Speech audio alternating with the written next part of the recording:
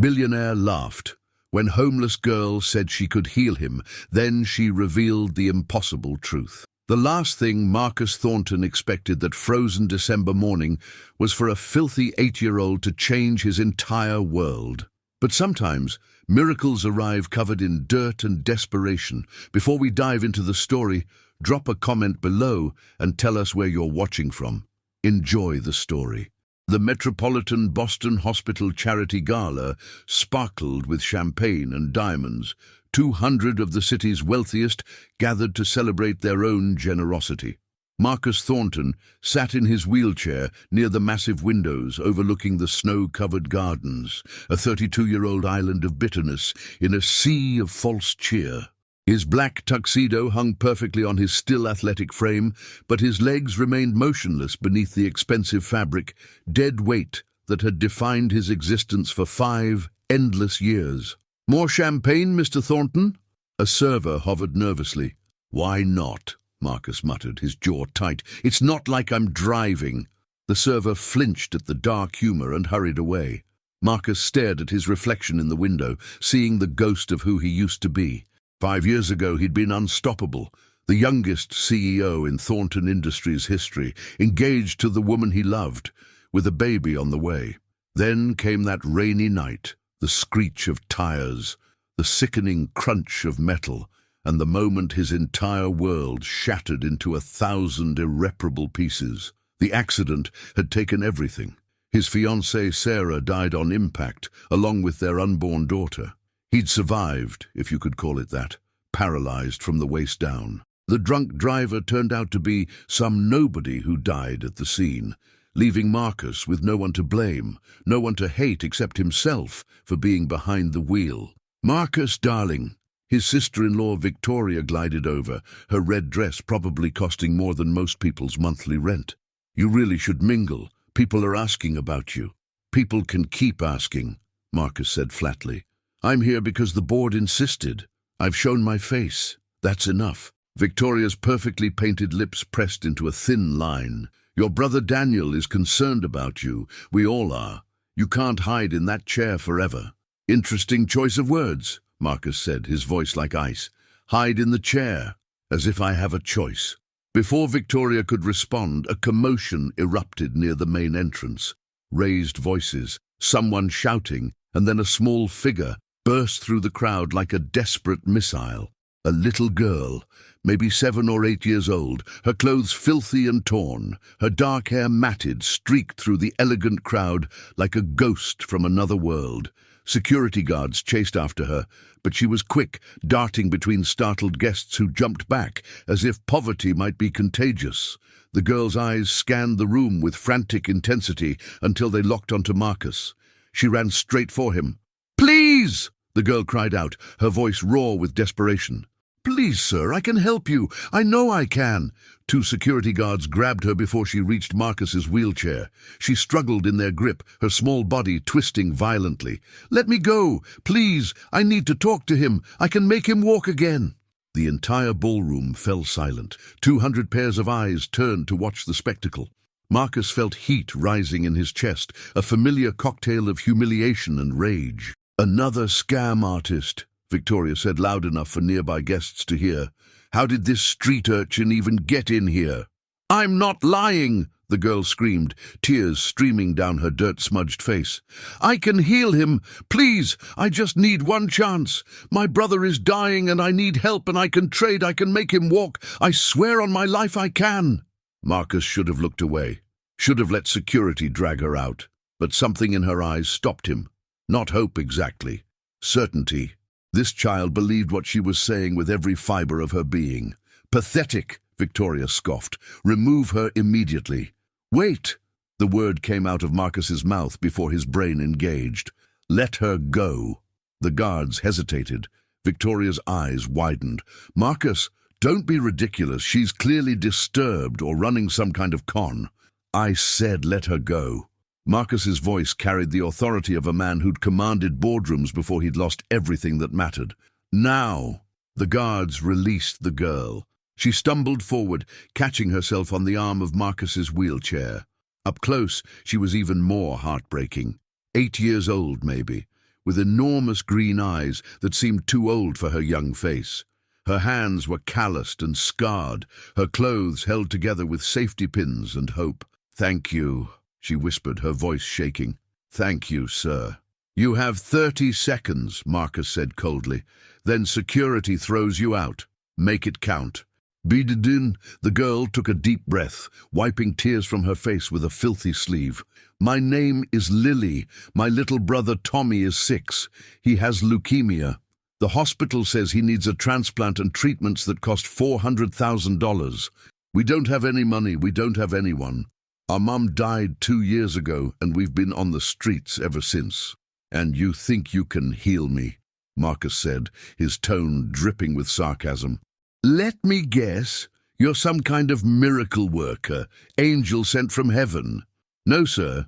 Lily's voice steadied, her eyes locking onto his with unnerving intensity. "I just have a gift.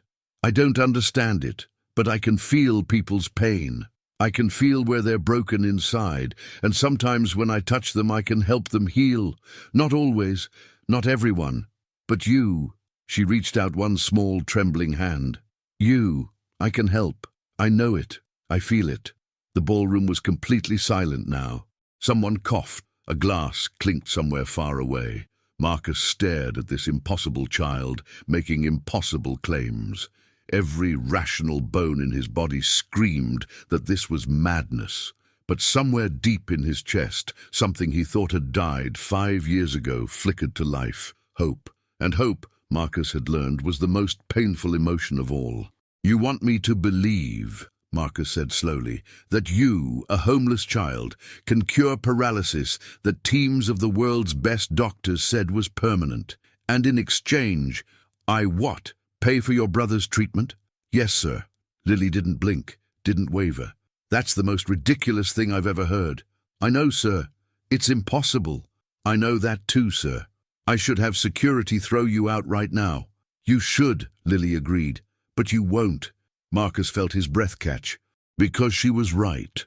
Against every logical thought, against 5 years of learned cynicism and pain, he wasn't going to throw her out.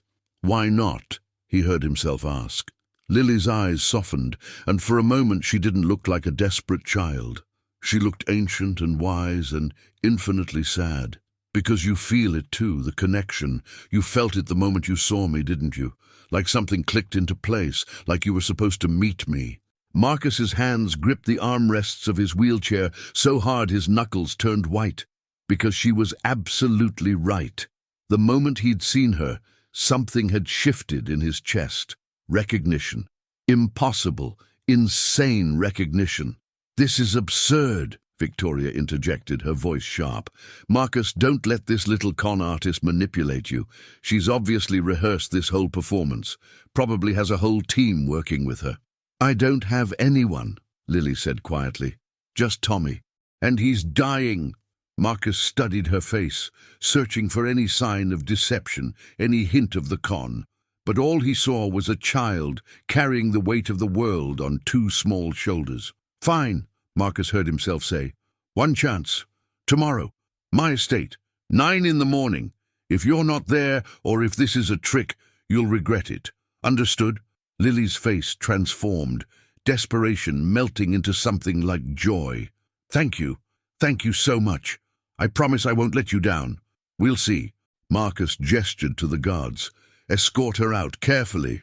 As the guards led Lily toward the exit, she turned back one last time. "You'll walk again, Mr. Thornton, I promise. And then you'll save my brother. I know you will." Then she was gone, swallowed by the crowd. Victoria moved closer to Marcus, her perfume cloying and overpowering. "Have you lost your mind? That child is obviously running a scam. Tomorrow she'll show up with some sob story demanding money up front." "Probably," Marcus agreed, but his heart was pounding in a way it hadn't in 5 years. "Then why encourage her?"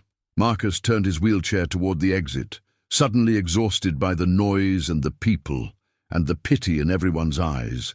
"Because for the first time since the accident, Victoria, I felt something other than nothing. Even if it's just curiosity, even if she's a liar. For 30 seconds, I felt alive again." As his driver loaded him into the specially equipped car, snow beginning to fall in thick white curtains, Marcus couldn't stop thinking about Lily's eyes. So certain, so sure. That night, alone in his massive bedroom in his massive house, Marcus did something he hadn't done in 5 years. He prayed. He didn't pray for a miracle. He prayed that if this child was telling the truth, he'd have the courage to believe it. And if she was lying, that the disappointment wouldn't finally break what little remained of his shattered heart. Outside, the snow continued to fall, covering Boston in white silence, as if the world itself was holding its breath. Marcus didn't sleep.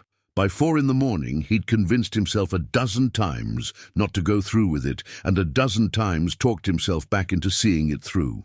By 8, he'd showered, dressed in comfortable clothes, and positioned himself in the main library where floor-to-ceiling windows looked out over the snow-covered grounds. His housekeeper, Maria, had worked for him for 15 years and had seen him through the worst of his grief. She brought coffee at 8:30, her weathered face carefully neutral. Miss Lily called the main line at 7, Maria said quietly. She asked for directions. She wanted to make sure she wouldn't be late. She has a phone, Marcus frowned. She called from a payphone at a gas station. I could hear trucks in the background. Maria paused. She sounded scared, Mr. Marcus, but determined.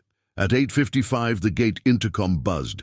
Marcus wheeled himself to the video screen. Lily stood at the gate in the same filthy clothes from last night, shivering in the cold, a small boy clinging to her hand. Let them in, Marcus said. 5 minutes later, Maria escorted them into the library. In the daylight, Lily looked even more fragile. The boy, Tommy, was tiny and painfully thin, his skin almost translucent, dark circles under his eyes. He wore a knit cap that couldn't quite hide his baldness. "Thank you for seeing us, Mr. Thornton," Lily said formally, as if she'd rehearsed the words. Tommy pressed against her side, his eyes huge and frightened. "Sit," Marcus gestured to the chairs across from him. "When did you last eat?" Lily and Tommy exchanged glances. "Yesterday morning," Lily admitted. "We had some bread." Marcus pressed the intercom. "Maria, bring breakfast for 3. Scrambled eggs, bacon, toast, orange juice, quickly." "That's not necessary," Lily started. "Sit," Marcus repeated, his voice allowing no argument. "Eat first, then we'll talk about your miracle." 20 minutes later, Marcus watched Tommy devour his 3rd helping of scrambled eggs, while Lily ate with forced control, clearly trying not to appear desperate, despite the hunger in her eyes. Maria had also brought warm blankets, which she'd wrapped around both children. "When did Tommy get diagnosed?" Marcus asked. 6 months ago, Lily said quietly. "The free clinic sent us to the hospital. They said he needs a bone marrow transplant and chemotherapy. $400,000 minimum. We're on waiting list for charity care, but—" She trailed off, the hopelessness clear in her voice. "And your mother died 2 years ago. Car accident. We don't have any other family. Social services wanted to split us up, put us in different foster homes. So we ran." Lily's chin lifted defiantly. "I can take care of Tommy. I always have. By living on the streets," Marcus said. "By keeping us together." Lily's voice was fierce. "That's what matters. That's all that matters." Marcus studied her, this 8-year-old child who'd chosen homelessness over separation from her brother. Something painful twisted in his chest. "Show me," he said abruptly. Lily blinked. "Sir? Your gift, your healing ability. Show me how it works." Lily stood up slowly, her movements careful. "It's easier if you're lying down, and I need to touch your spine where the injury is." Marcus hesitated only a moment before wheeling to the leather couch. Maria helped him transfer, positioning him on his stomach, his useless legs stretched out behind him, a constant reminder of loss. Lily approached, her small hands trembling. "This might feel strange," she warned. "Some people say it tingles, others feel warmth. I never know how it'll be for each person." "Just do it," Marcus said, his voice muffled by the couch cushions. Lily's hands settled on his lower back, right where the vertebrae had shattered 5 years ago. For a long moment nothing happened, then warmth bloomed under her palms. Marcus gasped, It wasn't painful, but it was intense, like sunlight concentrated into a single point. The warmth spread, radiating down his spine, flowing into places that had been numb and dead for 5 years. "Oh my God," Marcus breathed. "Don't move," Lily whispered. Her voice sounded strained, older. "Just let it happen." The warmth intensified, became almost burning. Marcus gritted his teeth, his hands fisting in the couch cushions, and then, impossibly, he felt something. His left toe twitched. "Holy!" Marcus tried to sit up, but Lily's hands pressed him down with surprising strength. "Not done yet," she said. Her breathing had become labored, ragged. "Almost." The warmth peaked, blazing like a supernova, and then suddenly vanished. Lily's hands lifted. Marcus heard a soft thump as she collapsed onto the floor. "Lily!" Tommy screamed. Maria rushed over as Marcus struggled to turn himself. Lily lay on the Persian rug, her face paper white, her eyes closed, but her chest rose and fell with shallow breaths. "She's breathing," Maria said, pressing fingers to Lily's neck. "Pulse is fast but strong." "What happened?" Marcus demanded. "Tommy, is this normal?" Tommy nodded, tears streaming down his pale cheeks. "She gets tired after. Sometimes she passes out. It's why she can't do it too much." "Get her water," Marcus ordered Maria. "And call Dr. Chen. Tell him it's an emergency." But even as worry for Lily flooded through him, Marcus couldn't ignore the impossible truth burning through his awareness. He could feel his legs. Not fully, not normally. But there was sensation where there had been nothing for 5 years. When he concentrated, his left toes curled, his right foot flexed. "Impossible," Marcus whispered. "This is impossible." Lily's eyes fluttered open. She looked up at Marcus with a weak smile. "Told you," she murmured. "I can help." "You're insane," Marcus said, but his voice cracked. "You're a crazy, impossible, insane little girl." "Can you move?" Lily asked, trying to sit up. Tommy rushed to help her, his small arms supporting his sister. "A little," Marcus admitted. "Just my feet, but that's more than I've had in 5 years." "It'll get better," Lily promised. "We have to do it again, multiple times, build up the healing slowly. The nerves need to regenerate, and that takes time." Marcus stared at her. "How do you know that?" Lily shrugged. "I just do. I can feel it. Your spine is damaged, but not destroyed. The nerves remember how to work. They just forgot. I'm reminding them." Dr. Chen arrived 30 minutes later, a longtime friend who'd treated Marcus through the worst of his recovery. Marcus explained nothing, just asked him to examine his legs. The doctor's face went through a series of expressions Marcus had never seen before. Shock, confusion, wonder.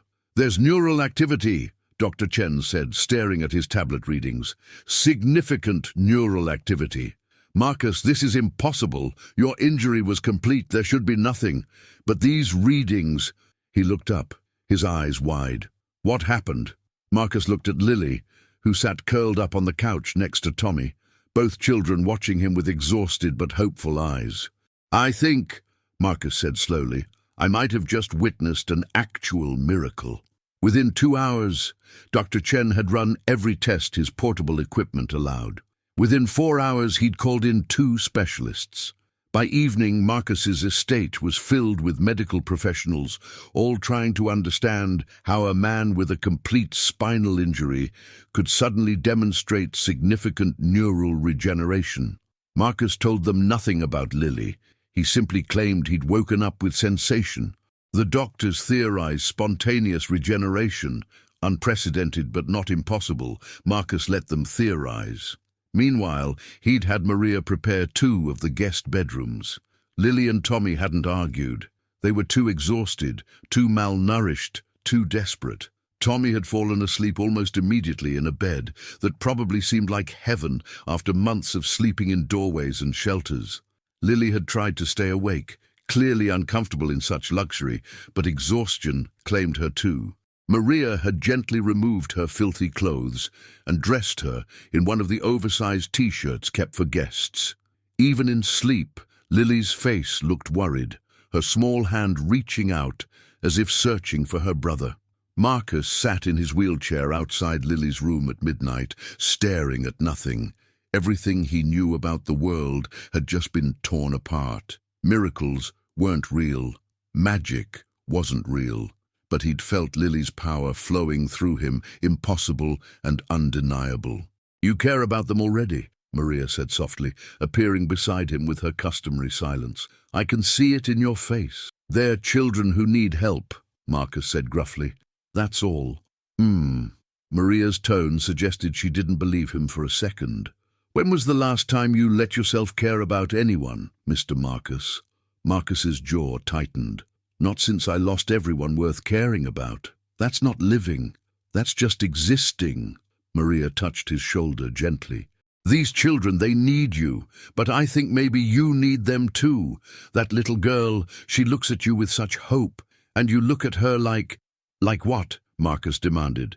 Maria hesitated, then spoke softly. "Like she reminds you of someone." Marcus's breath caught. Because Maria was right. Lily had the same stubborn determination Sarah had shown. The same fierce protectiveness, the same green eyes. If Sarah had lived, if their daughter had survived, she would have been about Lily's age now. The thought hit Marcus like a physical blow. "Go to bed, Maria," he said roughly. "It's late." But long after Maria left, Marcus remained in his wheelchair, watching over two sleeping children who'd crashed into his life like a meteor, changing everything. Outside, fresh snow began to fall, and somewhere in the house, Marcus could swear he heard the faint echo of a child's laughter.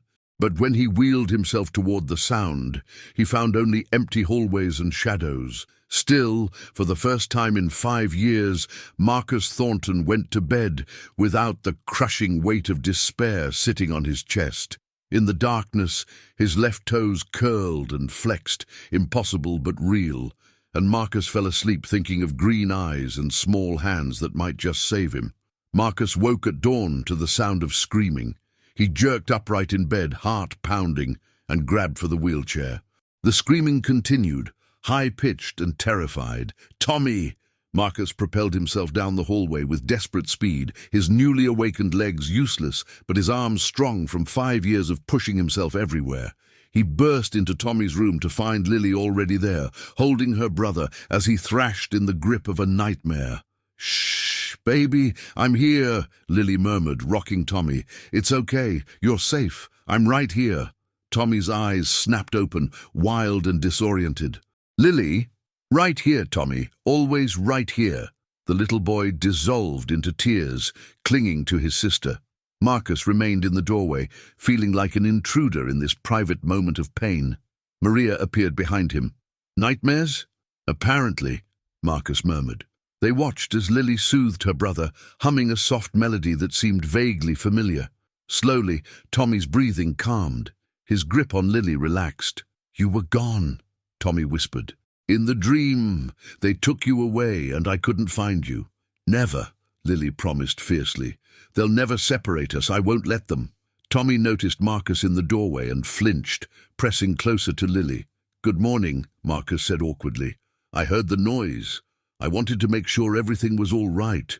"We're fine," Lily said quickly. Too quickly. "Tommy just has bad dreams sometimes. We didn't mean to wake you."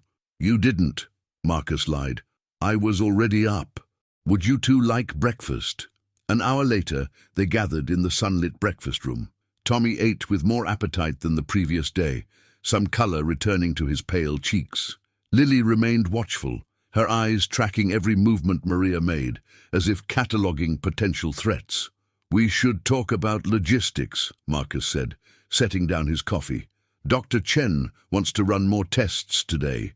He's bringing an MRI machine to do detailed scans." Lily stiffened. "Of Tommy?" "Of me," Marcus clarified, "to track the healing progress. But while he's here, it wouldn't hurt to have him examine Tommy too. Get current blood work. See where things stand medically." "We can't afford—" "You're not paying," Marcus interrupted. "Consider it part of our arrangement. You heal me, I help Tommy. That was the deal, wasn't it?" Lily's eyes narrowed suspiciously. "Why are you being so nice to us?" Marcus considered the question. Why was he? These children were strangers. The logical thing would be to pay Lily for her healing sessions, fund Tommy's treatment, and send them on their way. But the thought of them leaving made something painful twist in his chest. "Because you kept your promise," Marcus said finally. "You said you could help me and you did, so I'll keep mine. I'll help Tommy."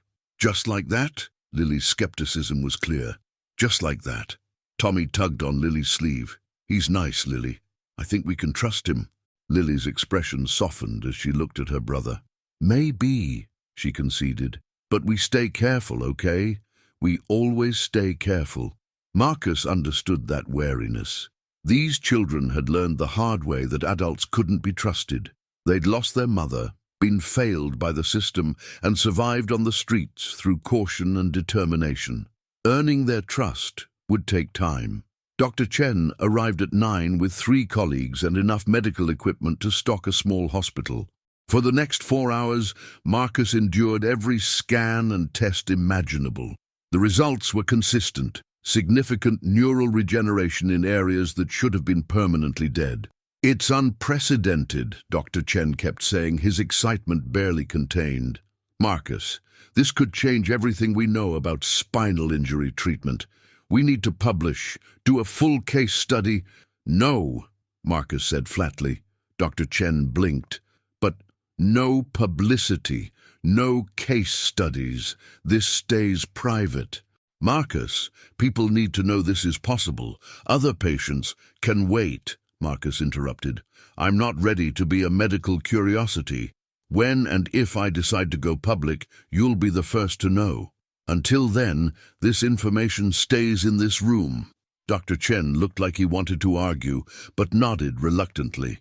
He turned his attention to Tommy, conducting a gentle but thorough examination. The diagnosis was as bad as Lily had described: acute lymphoblastic leukemia, advanced stage, requiring immediate bone marrow transplant and aggressive chemotherapy. "Cost?" Marcus asked bluntly. Dr. Chen pulled up figures on his tablet. 400,000 for the transplant and first round of treatment, assuming no complications. With complications, potentially double that. "Set it up," Marcus said. "Whatever he needs. Best doctors, best facility. Cost is not a factor." Lily, sitting next to Tommy on the examination couch, went very still. "You mean that?" "I keep my promises," Marcus said simply. Tears welled in Lily's eyes. "I don't understand why you're doing this." Marcus wheeled himself closer, meeting her gaze. "Because 2 days ago, I had nothing to live for. I was going through the motions, waiting to die. Then you showed up and gave me something I thought I'd lost forever: hope. So now I'm paying it forward. Let me help your brother."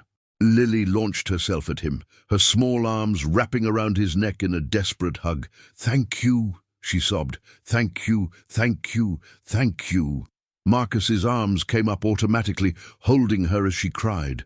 Tommy scrambled over to join them, and suddenly Marcus found himself with 2 children clinging to him, crying with relief and hope and exhaustion. Over their heads, Maria stood in the doorway, tears streaming down her weathered face. And for the first time in 5 years, Marcus Thornton felt like maybe, just maybe, he had a reason to wake up in the morning. The healing sessions became routine over the next 2 weeks. Every morning, Lily would place her hands on Marcus's spine, and that impossible warmth would flow through him. Each time he gained more sensation, more control. First his toes, then his feet, then his ankles. Dr. Chen monitored everything, his excitement building with each impossible improvement. Marcus began working with a physical therapist, relearning how to move muscles that had been dormant for 5 years. Meanwhile, Tommy started pre-transplant preparations. The hospital found a bone marrow match, and the surgery was scheduled for 3 weeks out. Tommy faced it all with quiet courage that broke Marcus's heart. The children integrated into Marcus's life with surprising ease. Maria doted on them, making sure they ate properly and had clean clothes. Marcus had a tutor brought in to help catch Lily up on her education. She was brilliant, soaking up knowledge like a sponge, making up for 2 years of missed schooling in a matter of days. But Tommy remained fragile. Some mornings he couldn't get out of bed, the leukemia sapping his strength. On those days, Lily would curl up next to him, reading aloud or telling stories. Her devotion absolute. Marcus found himself spending more and more time with them. Reading to Tommy when Lily was exhausted, teaching Lily chess, sitting with them during the terrifying medical appointments. He realized with a shock, becoming attached. The realization terrified him. The last time he'd let himself care about someone, the universe had torn them away in the most brutal way possible. What if he lost these children too? What if Tommy didn't survive the transplant? What if Lily exhausted herself trying to heal him? "You're thinking too loud," Lily announced one evening. They sat in the library, Tommy asleep on the couch between them, his small body warm against Marcus's side. "Sorry," Marcus murmured. "You're scared," Lily said. "It wasn't a question. Should I not be? Your brother is facing life-threatening surgery. You're pushing yourself to the limit trying to heal me. I've already lost everyone I cared about once. I can't—" He couldn't finish, couldn't voice the fear that threatened to choke him. Lily reached across Tommy's sleeping form and took Marcus's hand in both of hers. "You won't lose us," she said with absolute certainty. "I know things. I feel them. And I feel that we're supposed to be together, the three of us. We're supposed to be a family. You can't know that." "Yes, I can." Lily's green eyes met his, ancient and knowing. "The same way I knew I could heal you. The same way I knew to find you at the gala. This is meant to be, Marcus. I know it in my bones." Marcus wanted to argue, wanted to protect himself with cynicism and logic, but looking at Lily, feeling Tommy's warm weight against his side, something in his chest cracked open. "If that's true," he said quietly, "then you should probably stop calling me Marcus. Maybe try Dad." Lily's eyes widened, filled with tears. "Do you mean that?" "I mean," Marcus said, his own voice thick with emotion, "that I want to apply to be your legal guardian, both of you, if you'll have me." "Yes!" Lily threw her arms around him, careful not to wake Tommy. "Yes, yes, 1,000 times, yes!" Tommy stirred, blinking sleepily. "What's happening?" "Marcus wants to be our dad," Lily whispered, her face radiant with joy. Tommy's face transformed, hope and wonder mixing in his expression. "Really? We can stay here forever?" "If you want to," Marcus confirmed. "I know I'm not much. I'm still learning to walk again. I'm probably going to be terrible at this whole parenting thing, but I care about you both more than I ever thought I'd care about anything again. So if you'll give me a chance—" Tommy launched himself at Marcus, wrapping his thin arms around him. "We give you 1,000,000 chances. Right, Lily?" "Right," Lily agreed, joining the hug. Marcus held them both, these two incredible children who'd walked into his life and changed everything, and for the first time since the accident, he felt complete. Maria found them like that 20 minutes later, three people who'd been broken finding wholeness in each other, and she smiled through her tears as she quietly closed the door. Outside, snow fell gently over the estate, covering everything in pristine white, as if the world itself was offering a fresh start. The call came at 2 in the morning. Marcus jerked awake to his phone blaring, his heart already racing with dread. Nothing good ever happened at 2 a.m. "Mr. Thornton, this is Dr. Chen. You need to come to the hospital immediately. It's Tommy." Marcus didn't remember the drive to Boston Children's Hospital. One moment he was in bed, the next he was wheeling through sterile corridors with Lily running alongside him, both of them still in pajamas, Maria following with coats and shoes. They found Tommy in the ICU, unconscious and pale as death, machines beeping around him. Dr. Chen met them outside the room, his face grim. "He had a seizure," the doctor explained quietly. "His platelet count dropped critically. We're transfusing now, but Marcus, the leukemia is progressing faster than we expected. We need to move the transplant up, as soon as possible." "How soon?" Marcus demanded. "Tomorrow, if we can arrange it." Lily made a sound like a wounded animal. Marcus pulled her against his side, his arm tight around her shaking shoulders. "Do it," Marcus said. "Whatever needs to happen, whatever it costs, just save him." The next 18 hours were a nightmare blur. Tommy was prepped for emergency surgery. The donor was flown in. The surgical team assembled. Marcus signed documents he barely read, authorizing everything. Lily refused to leave Tommy's side. She held his hand, whispered to him, used her gift to ease his pain even though it left her drained and trembling. "You're exhausting yourself," Marcus said gently, watching her sway with fatigue. "I don't care," Lily said fiercely. "He's my brother. I won't leave him." Finally, the surgical team came to take Tommy. He was unconscious, sedated, but Lily leaned down and kissed his forehead. "Come back to me," she whispered. "Promise me you'll come back." Then they wheeled him away, and Lily collapsed against Marcus, sobbing. The surgery took 9 hours. 9 hours of pacing and praying and breaking down and pulling herself together, only to break down again. Marcus held Lily through it all, Maria bringing coffee and sandwiches nobody ate. Finally, Dr. Chen emerged, still in scrubs, exhaustion written across his face. "The transplant went perfectly," he said, and Lily's knees buckled with relief. Marcus caught her, holding her up. "The new marrow is integrating well, but the next 72 hours are critical. His immune system is essentially non-existent. Any infection could be fatal. We wait and we watch." Those 72 hours stretched into eternity. Tommy lay in isolation, tubes and wires connecting him to machines that kept him alive. Lily sat beside his bed, in full protective gear, talking to him, reading to him, willing him to survive. Marcus watched through the window, his newly mobile legs allowing him to stand for short periods.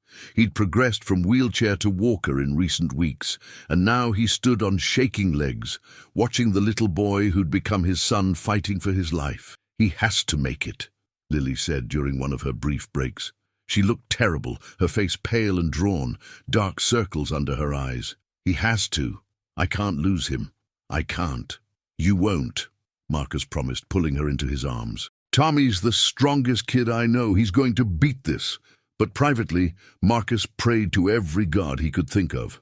"Please," he begged, "please don't take him. I've already lost so much. Please let me keep this child." On hour 68, Tommy spiked a fever. Alarms blared, doctors rushed in. Lily screamed, clawing at the isolation room door until Marcus had to physically restrain her.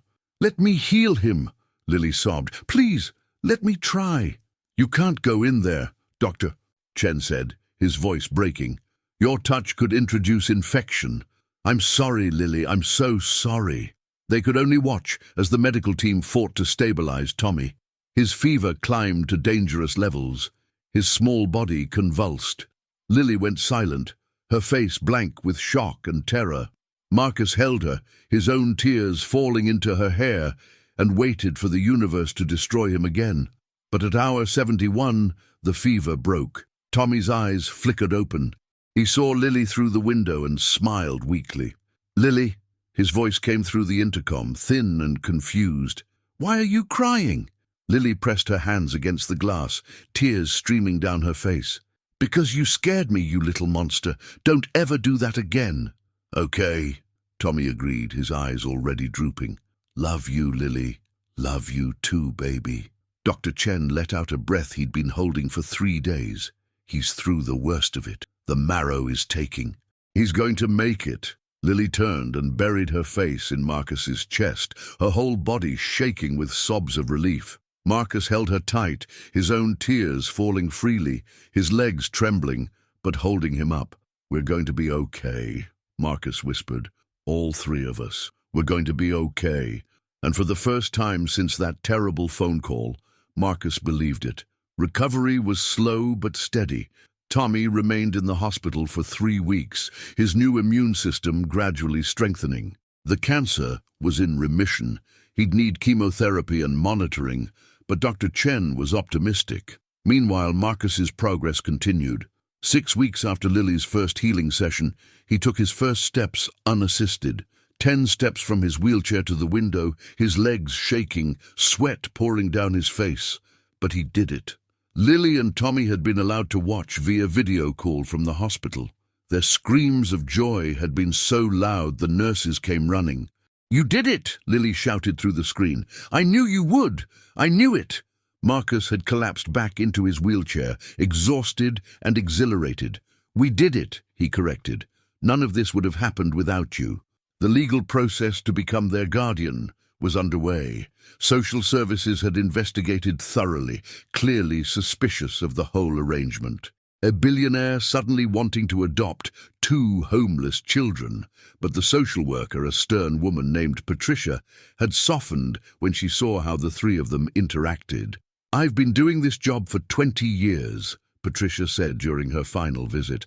"I've seen a lot of placements, but the way these children look at you, Mr. Thornton, and the way you look at them, this is real. This is family." "It is," Marcus agreed simply. "Then I'm recommending approval of your guardianship petition. Congratulations, Mr. Thornton. You're about to become a father." The official adoption hearing was scheduled for 2 months later. Tommy would be out of the hospital and strong enough to attend. Everything was falling into place, which should have been Marcus's first warning that something was about to go very, very wrong. The threat arrived via email on a Tuesday morning. Marcus was in his home gym, working with his physical therapist, when his phone buzzed with a message marked urgent. "I know your secret. I know what that girl can do, and I know what you're willing to pay to keep it quiet. Expect further instructions soon." Marcus's blood turned to ice. Someone knew about Lily's gift, and whoever they were, they wanted money, or worse. He immediately contacted his head of security, a former FBI agent named Robert. Within hours, they'd traced the email to a burner account that dead-ended at an internet cafe downtown. "Professionals," Robert said grimly. "This isn't some random extortion attempt. Whoever sent this knows how to cover their tracks." "Can you find them?" "Given time, probably. But boss, maybe we should consider just paying. If this goes public, if people find out this kid can heal, Lily becomes a target," Marcus finished. "Every desperate person in the world would be trying to get to her. She'd never be safe." "Exactly." Marcus's mind raced. He'd been so focused on healing, on Tommy's treatment, on building their family, that he hadn't considered the danger Lily's gift represented. If the wrong people found out. "Double security on the estate," Marcus ordered, "and hire a team to find out who sent this. I want to know who they are, what they want, and how to stop them." "On it," Robert confirmed. Marcus didn't tell Lily about the email. She was happy, focused on Tommy's recovery, excited about the adoption. He wouldn't steal that joy with fear. But that night, as he checked on the children sleeping in their rooms, Marcus felt the cold grip of dread. He'd already lost one family to forces beyond his control. He would die before he let anything happen to this one. The second email arrived 3 days later. $5 million, unmarked bills, instructions to follow. "You have 72 hours. If you refuse or contact police, I'll tell the world about the miracle girl. Imagine what people would do to get their hands on her. Every desperate dying person on earth. She'll never know peace again. Pay up or watch her life become a nightmare." Marcus stared at the message, rage and fear warring in his chest. $5 million was nothing to him. He could pay it easily, but paying wouldn't make the threat go away. Whoever this was, they'd just come back for more. Blackmail never ended with one payment. "We need to find them," Marcus told Robert. "Fast!" His security team worked around the clock. They traced IP addresses, analyzed the email's metadata, cross-referenced security footage from around the time of sending. Slowly, a picture emerged. The emails originated from various locations around Boston, always from public computers, always carefully timed to avoid security cameras. But they'd made one mistake. At one of the internet cafes, the person had used a credit card to buy coffee. A credit card registered to Victoria Sterling Thornton, Marcus's sister-in-law. "That's impossible," Marcus said when Robert showed him the evidence. "Victoria? Why would she?" Then it hit him. The board, his position. If something happened to Marcus, if he was deemed unfit or mentally unstable, his brother Daniel would take over as CEO. And Victoria had been pressuring Daniel for years to push Marcus out. But it was more than that. There was also the matter of inheritance. Marcus's father had left a complicated trust. If Marcus died without heirs, Daniel inherited everything. But if Marcus adopted children... She's trying to discredit me, Marcus realized. If I cave to blackmail, she can claim I'm unstable. If I go public about Lily's gift, she can call me delusional. Either way, I look incompetent. Daniel gets the company. And if something were to happen to you, Robert added grimly, before the adoption is finalized, Mr. Daniel would also inherit your personal fortune, $250 million. Marcus's hands clenched into fists. They're not just after the company. They're after everything. What do you want me to do? Marcus thought fast. If he confronted Victoria directly, she'd deny everything. The credit card was circumstantial. He needed proof. Real proof. Set a trap, Marcus said. Tell her we're paying. Set up a drop, but make sure we catch whoever picks up the money. Risky, Robert warned. If it goes wrong, it won't, Marcus said with absolute conviction, because I will not let these people destroy my family. The trap was set for Friday night, an abandoned warehouse by the docks, classic movie style. $5 million in unmarked bills in a duffel bag. Marcus insisted on making the drop himself. Bad idea, Robert argued. You're still learning to walk. If things go south, I need to see their faces, Marcus said. I need to know for sure. He arrived at the warehouse at midnight, the duffel bag heavy in his lap. He'd graduated to a cane, but brought his wheelchair as backup. Robert and his team were positioned around the perimeter, invisible but ready. Marcus waited. At 12:15, a figure emerged from the shadows. Tall, male, face covered with a mask. He approached cautiously, clearly expecting a trick. "Put the bag on the ground," the man said, his voice muffled. "Then back away." Marcus complied, rolling his wheelchair backward. The man grabbed the bag, checked the contents, and nodded. He pulled out a phone to make a call. That's when Robert's team moved in. Lights blazed. Armed security surrounded the warehouse. The man spun, reaching for something in his jacket. "Don't move!" Robert shouted. "On the ground now!" The man ran instead, sprinting for a side door. But Marcus's security team was faster.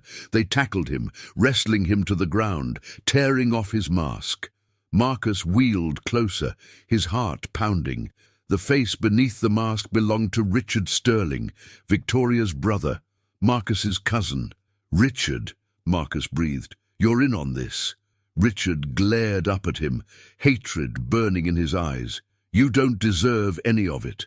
The company, the money, none of it. You're a cripple playing house with street rats. Daniel should be running Thornton Industries. That was always the plan." "What plan?" Marcus demanded. Richard smiled, cold and cruel. "Ask your brother about the car accident 5 years ago. Ask him who really paid off that drunk driver. Ask him who tampered with your brake lines." The world tilted sideways. "What?" Marcus whispered. "Daniel wanted the company," Richard said, his voice dripping with venom. "Your engagement to Sarah was going to produce an heir. He needed you dead before that happened. The drunk driver was just insurance, a convincing cover story."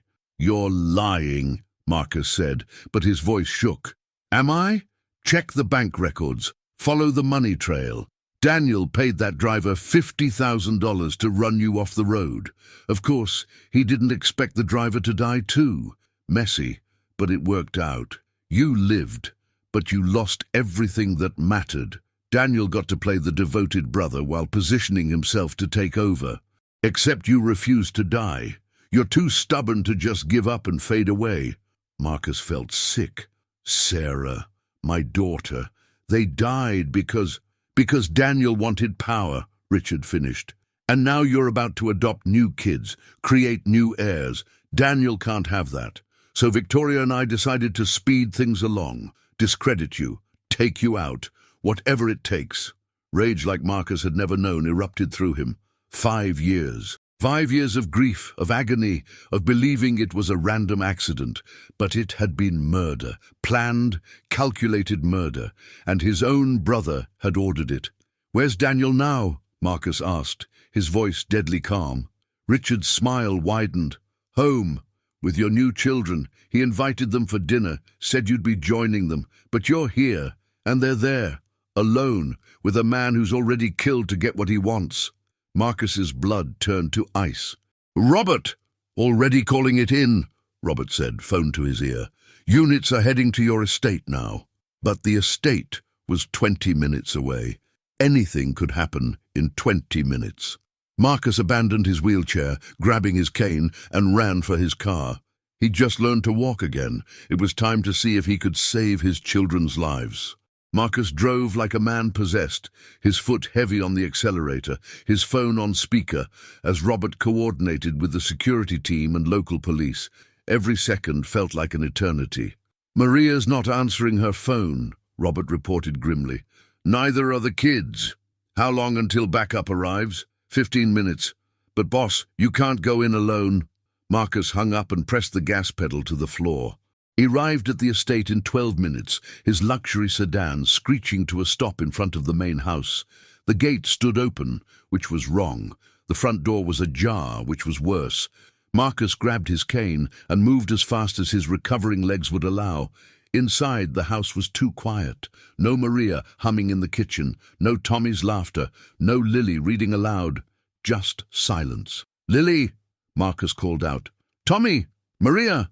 In here, brother!" Daniel's voice came from the library.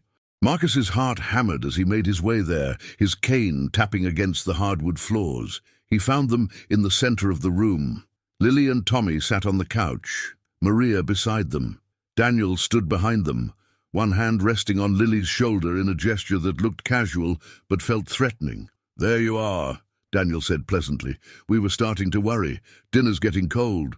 "Let them go," Marcus said, his voice steady despite his terror. "Let them go." Daniel laughed. "Marcus, what are you talking about? I'm simply spending time with my future niece and nephew, getting to know them." Lily's eyes met Marcus's, wide and frightened. Tommy pressed against his sister, his small face pale. "I know everything, Daniel," Marcus said. "Richard told me. The accident, the driver, what you did." Daniel's pleasant expression didn't change. "Richard has a vivid imagination. The bank records will prove it." "Will they?" Daniel's hand tightened on Lily's shoulder, making her wince. "And what will you do with that proof, Marcus? Go to the police? Drag our family name through the mud? Destroy the company our father built?" "If it means justice." "Justice," Daniel sneered. "You always were sentimental. That's why father chose me as his real successor. You're weak, Marcus. Always have been. Letting emotions guide you, falling in love, getting attached to these little strays." "They're not strays," Marcus said, moving closer. "They're my children." "No," Daniel corrected. "They're leverage. You see, brother, I could have just killed you. Easier that way. But then Lily here demonstrated her remarkable gift, a girl who can heal. Do you have any idea what people would pay for that? What I could charge?" Lily gasped. Tommy started crying quietly. "You'd exploit a child?" Marcus said flatly. "I'd monetize an asset," Daniel corrected. "Once you're gone, I'll have control of them as your next of kin. Lily heals people. I collect the fees. Everyone wins. Except the children you'd torture." Daniel shrugged. "They're orphans, street trash. No one will miss them." Red rage flooded Marcus's vision. "I will miss them, because they're mine, and you will not touch them." He started forward, but Daniel moved faster. He pulled a gun from his jacket, pressing it against Lily's temple. "Stop right there," Daniel ordered, "or I'll splatter this little miracle's brains all over your expensive rug." Marcus froze. Lily sat perfectly still, her eyes locked on Marcus's, terror and trust warring in their green depths. "That's better," Daniel said. "Now here's what's going to happen. You're going to sign documents transferring guardianship of these children to me. Then you're going to have a tragic accident, something suitable, a fall, perhaps. Your balance still isn't great after all. Recovering paraplegic tumbles down the stairs, breaks his neck, very sad. I'll be devastated at the funeral." "You're insane," Maria whispered. "I'm practical," Daniel corrected. "Marcus, the documents are on the desk. Sign them, now." Marcus looked at Lily, at Tommy, at Maria, 3 people he loved more than life itself. If he signed, Daniel would kill him anyway, and the children would become prisoners, forced to use Lily's gift for profit until she died from exhaustion. If he refused, Daniel would pull the trigger. There was no winning scenario, unless... "Okay," Marcus said quietly. "I'll sign. Just put the gun down. You're scaring them. I'll put it down when the documents are signed." Marcus moved to the desk, his legs trembling from more than just their recent recovery. The documents were there, just as Daniel said. Legal transfer of guardianship. Everything perfectly prepared. Marcus picked up the pen, and then Lily moved. One moment she sat frozen under Daniel's gun. The next, her small elbow jabbed backward into his stomach. It wasn't much, but it was enough to make him grunt, to shift the gun 6 inches to the left. Marcus threw the pen. It wasn't a weapon. It was a cheap ballpoint, plastic and ink. But it flew straight and true, hitting Daniel square in the eye. Daniel yelled, jerking back. The gun wavered. Marcus ran. He'd spent months relearning to walk, weeks building strength, hours pushing past pain. All for this moment. He crossed the room in 3 seconds, his cane forgotten, his body moving on pure adrenaline and desperate love. He hit Daniel like a linebacker, both of them crashing to the floor. The gun went off. Maria screamed. Tommy screamed. Lily shouted something Marcus couldn't make out over the ringing in his ears. Marcus and Daniel wrestled for the gun. Daniel was stronger, hadn't spent 5 years in a wheelchair, but Marcus was motivated by something Daniel couldn't understand. Love, pure, fierce, absolute love. "You're not taking them," Marcus growled, his hands locked around Daniel's wrist. "You're not hurting them. You're not touching them." Daniel kneed him in the ribs. Pain exploded through Marcus's chest, but he held on. They rolled, crashed into furniture, destroyed the room. The gun pressed between them, Daniel's finger on the trigger, Marcus's hands keeping it pointed away from everyone he loved. "Let go!" Daniel snarled. "Never," Marcus gasped. Daniel's finger tightened on the trigger. The second shot went wide, shattering a window, and then small hands joined Marcus's on the gun.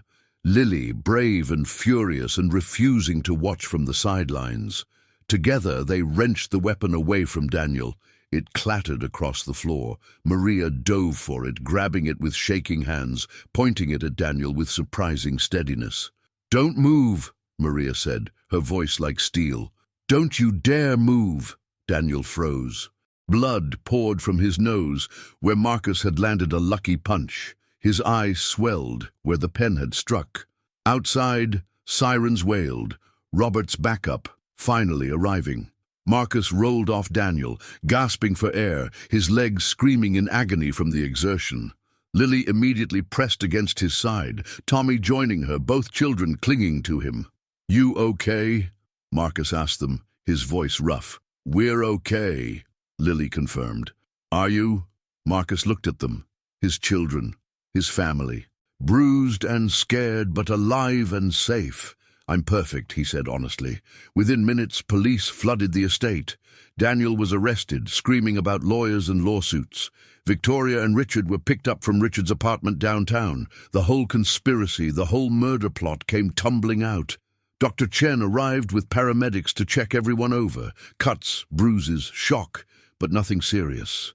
Marcus's legs had held up, though he'd be back to using the wheelchair for a few days of recovery.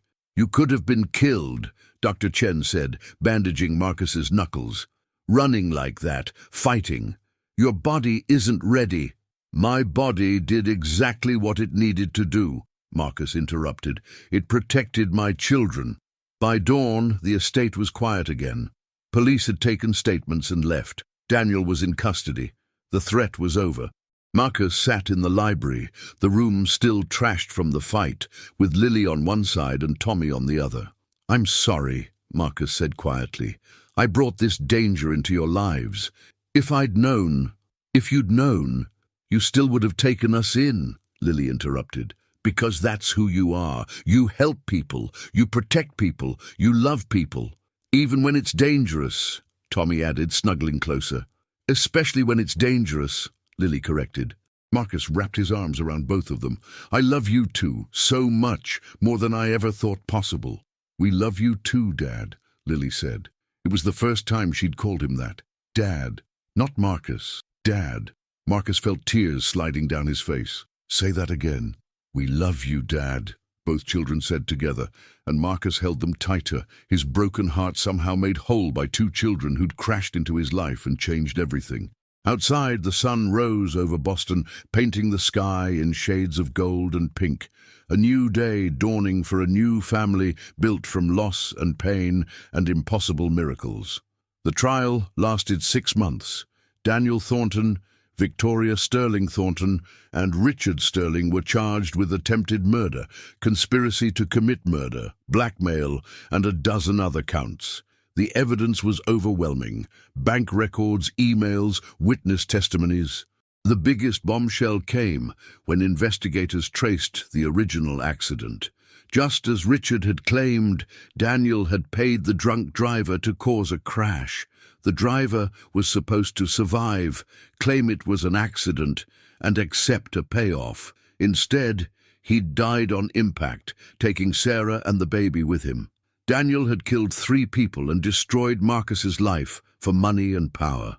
The jury deliberated for 3 hours. Guilty on all counts. Daniel received 40 years to life. Victoria got 25. Richard got 30. Marcus sat in the courtroom as the verdicts were read, Lily and Tommy on either side of him. He felt no satisfaction in their punishment. Justice didn't bring Sarah back. It didn't erase 5 years of pain, but it did mean his new family was safe. 3 months after the trial, Marcus stood in a different courtroom. This one was smaller, more intimate. The judge was a kindly woman in her 60s who smiled at the children sitting nervously in the front row. Mr. Thornton, the judge said, I've reviewed your petition for adoption. I've read the social worker reports, the character references, the medical evaluations. I've spoken with both children extensively, and I have to say, in 30 years of family law, I've rarely seen a more clear-cut case. Marcus held his breath. These children love you. You love them. You've proven yourself capable, committed, and completely devoted to their well-being. Therefore, it is my honor to grant your petition. Congratulations, Mr. Thornton. Lily and Thomas are officially your children. The courtroom erupted in applause. Maria dabbed at her eyes with a handkerchief. Dr. Chen grinned.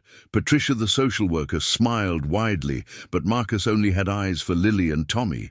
His daughter, his son, his family. They celebrated at home with Maria's cooking and an enormous cake. Tommy had completed his chemotherapy and was officially in remission.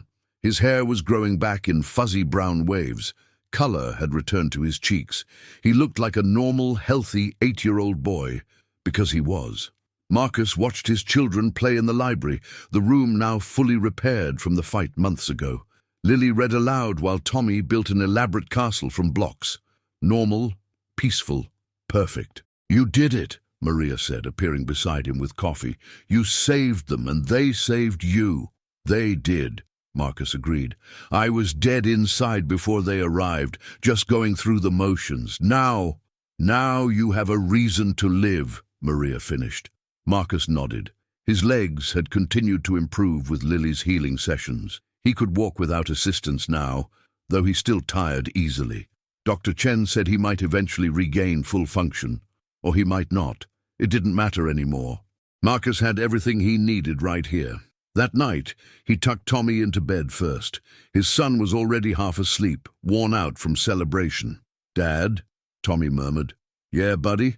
I'm glad the judge made it official. But you've been my dad since the first day. You know that, right? Marcus's throat tightened. I know. You've been my son since I met you. Good. Tommy's eyes drifted closed. Love you, Dad. Love you too, Tommy. Lily's room was next. She sat up in bed, her expression thoughtful. You okay? Marcus asked, settling into the chair beside her bed. Just thinking, Lily said. 5 months ago, Tommy and I were sleeping in an alley behind a restaurant. We were hungry and scared and alone. Now we have a home, a family, everything we needed. You gave me everything I needed too, Marcus said. Purpose, hope, love. I was as lost as you were, Lily. Maybe more. Lily reached out and took his hand. I knew that first night at the gala. I knew you needed us as much as we needed you. That's why I was so sure it would work out. Your gift, Marcus said, for healing, for knowing things. Have you ever wished you didn't have it? Sometimes, Lily admitted. It's hard. It drains me. And it scares people when they find out. We'll keep it secret, Marcus promised. No one needs to know except us. And if you never want to use it again, that's okay too. I won't ask. And I might want to, Lily said. Sometimes for people who really need it, but not for money, never for money. Of course not. And only when I choose. Absolutely. Lily snuggled down into her pillows. Dad. Marcus loved hearing that word. Would never get tired of it. Yeah, sweetheart. Thank you for fighting for us, for not giving up, for loving us. Marcus leaned down and kissed her forehead. Thank you for finding me, for believing in me, for being my daughter. Always, Lily whispered, her eyes closing. Marcus sat with her until she fell asleep, then made his way to his own room. He paused by the window overlooking the grounds, the same window where he'd sat in his wheelchair that very first morning after meeting Lily. So much had changed. He'd regained the ability to walk. He'd survived his brother's betrayal. He'd become a father. But the biggest change was internal. The emptiness that had consumed him for 5 years was gone. In its place lived hope, love, and purpose. On his nightstand sat a photo of Sarah and their unborn daughter, taken days before the accident. Marcus picked it up, studying Sarah's smile. I found them, he whispered to the photograph. The family I was meant to have. I know they're not you. Nothing could ever replace you. But they filled the holes you left behind. I think you'd like them. I think you'd want this for me. He set the photo back down gently. I'll always love you, Sarah. But I'm going to live again now. For them. For me. For all of us. As if in answer, a gust of wind rattled the window, sounding almost like a whisper, or maybe like a blessing. Marcus climbed into bed, exhaustion pulling at him. Tomorrow he'd wake up and make breakfast for his children, help Tommy with his homework, listen to Lily read her latest book, live the normal, ordinary, precious life he'd thought he'd lost forever. He fell asleep with a smile on his face. 5 years later, Marcus stood at the grave of Sarah Thompson, his first love, his lost family. Lily stood on his left, now 13 and beautiful, her green eyes still holding that ancient wisdom. Tommy stood on his right, 11 and healthy, his hair thick and his smile bright. We brought flowers, Tommy said, placing a bouquet of white roses on the headstone. Dad says they were your favorite. Marcus nodded, his throat tight with emotion. She would have loved you both. I know she would have. We wish we could have met her, Lily said softly, but we're grateful for her. Because she loved you, and because you loved her, you knew how to love us. Marcus pulled both children against his sides. She taught me that love is worth the risk, worth the pain, worth everything. They stood in silence for a moment, paying respects to the woman who'd shaped Marcus's capacity for love. Finally, Tommy spoke up. Can we go now? Mom's making dinner and she said we could help with dessert. Marcus smiled. Mom. Lily and Tommy had started calling Maria that 2 years ago, and the older woman had cried for an hour straight before accepting the title with fierce joy. Yeah, we can go. As they walked back to the car, Lily slipped her hand into Marcus's. You're happy, aren't you, Dad? Marcus thought about his life, his children, Maria, who'd become the grandmother figure they all needed, his work at Thornton Industries, which he now ran with compassion and integrity, the clinic he and Lily had started, where she used her gift to help people who couldn't afford treatment, always carefully, always by choice. He thought about Tommy's laughter echoing through the house, Lily's books stacked on every surface, family dinners, movie nights, homework arguments, birthday parties, all the normal, chaotic, beautiful moments that made up a life worth living. I'm happy, Marcus confirmed. Happier than I ever thought I could be again. Good, Lily said simply. They drove home through the Boston streets, the evening sun painting everything gold. The house came into view, lights blazing in every window, Maria visible through the kitchen window, probably cooking up a feast. Home. Marcus pulled into the driveway and sat for a moment, just looking at the house. His children piled out of the car, racing each other to the front door, their laughter floating back on the evening breeze. He'd lost everything once, been broken in ways he thought were irreparable.